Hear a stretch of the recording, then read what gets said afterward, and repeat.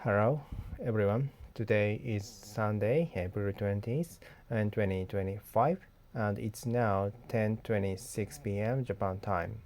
Today, I want to talk about the bond market, which has become a central focus due to the recent Trump tariff shock. I usually don't follow bond that closely, but this time it's caught my attention, so I decided to model the US and the Japanese bond market myself. In Japan, we often look at 10-year and 30-year government bonds, but since 10-year yield was negative for a while, I focused more on the 30-year yield for my analysis. I also use bond-related volatility index like the bond VIX. In the US, I modeled and with the 13-year yield and bond VIX too. I can't share all the technical detail, but after building the model, I clearly saw that the market is highly focused on bond right now, just like many reports say. In Japan, I noticed something interesting. The bond market's behavior has changed since around December 2024. It's moving differently compared to earlier in this year, which I think is worth paying attention to. In the US, after years of strong monetary easing post COVID, things had become stable. But now, in 2025, we are seeing some new shift again. So I understand why many bond traders are actively talking about bonds lately. The Trump tariffs and related policies seems to expose weak points in the market.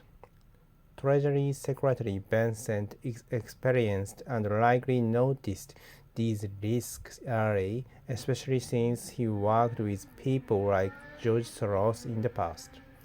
Amid this, and there's also news over the weekend about whether FD Chair Powell will stay or not, adding more uncertainty to the bond market. I feel this market still holds hidden risks and must be watched closely.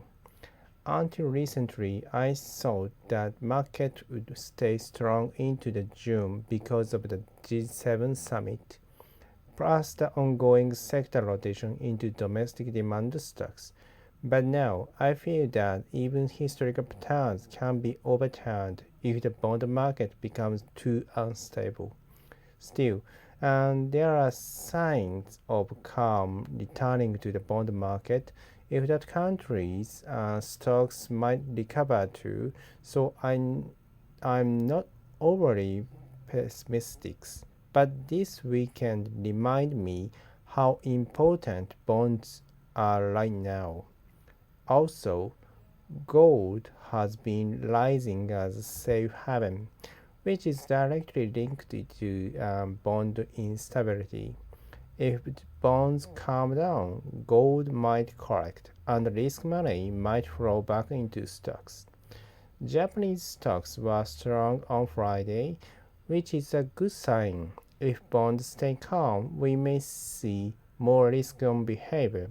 But again, I repeat right now, the bond market is the key.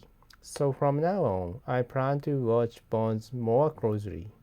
Thank you for listening. It's Sunday, but I hope you follow the show if you haven't already, and see you again tomorrow.